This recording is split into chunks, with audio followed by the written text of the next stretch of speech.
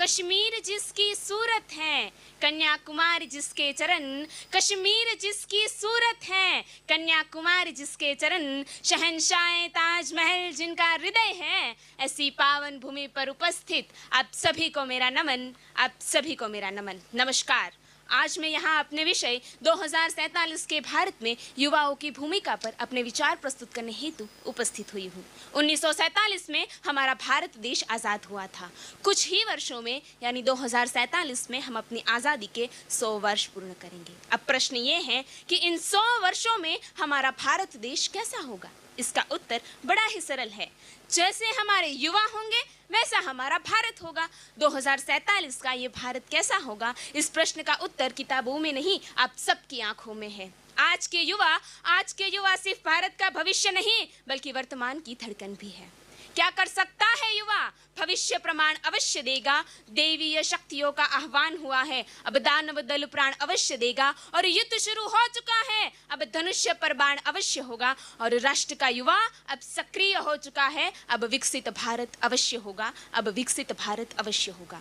आज के युवा के पास 3 सबसे बड़ी शक्तियां हैं, सपने देखने की, मेहनत करने की और बदलाव लाने की। अगर हम इन तीनों शक्तियों का सही दिशा में उपयोग करें तो हम बदलेंगे, तो ये जमाना बदलेगा। अगर ये जमाना बदलेगा तो 2047 तक हम भारत को विश्व गुरु अवश्य बना पाएंगे।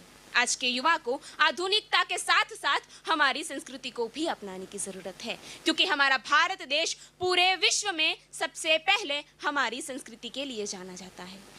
जब तक हमारे देश में से अंधविश्वास, महिला शोषण, गरीबी, बेरोजगारी, भ्रष्टाचार और भी बहुत सारी समस्याएं मूल रूप से खत्म नहीं हो जाती, तब तक हम 2047 के विकसित भारत की कल्पना भी नहीं कर सकते।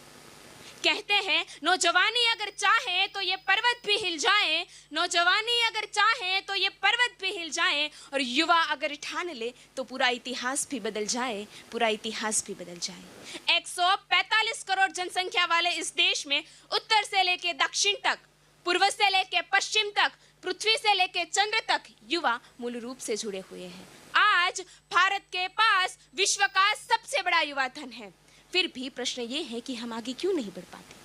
इसका उत्तर है लैंगिक भेदभाव, जातीय भेदभाव, भाषाकीय भेदभाव, धार्मिक भेदभाव, अशिक्षा, प्रदूषण और भी बहुत सारी समस्याएं। आज भारत विश्व की 4थी सबसे बड़ी अर्थव्यवस्था है। 2047 तक हम युवाओं को मिलकर भारत को विश्व की सबसे बड़ी अर्थव्यवस्था बनाना होगा, जिसके लिए हमें नई तकनीक, विज्ञान, कृत्रिम बुद्धिमत्ता, skill India, developed India, startup India को दिल से अपनाना होगा। हमारे लिए नहीं, हमारे देश के लिए भी। जब मेरे भारत की प्रत्येक वस्तु के पीछे मेड इन इंडिया लिखा नजर आएगा, तब बनेगा सही मायनों में विकसित भारत।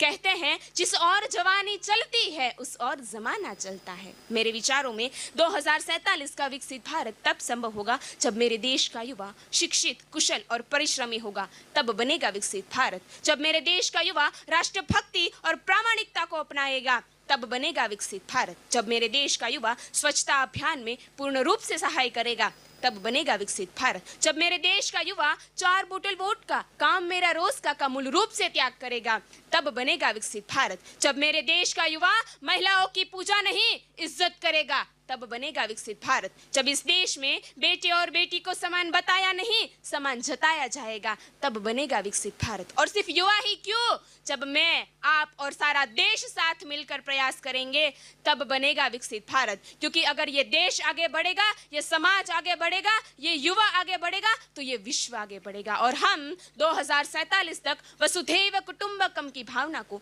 दिल से अपना पाएंगे। अंत में सिर्फ इतना कहना चाहूंगी, हो जन जन के मन में प्रवाहित देश का सम्मान, हो जन जन के मन में प्रवाहित देश का सम्मान, बने अखंड आर्यव्रत हमारी महान पहचान। विश्व गुरु की ध्वजा आज लहरा रहा है चंद्रयान, अब सोने की चिड़िया नहीं, अब सोने की चिड़िया नहीं, सोने का बाज बनेगा ये हिंदुस्तान, सोने का बाज बनेगा ये हिंदुस्तान। Thank you.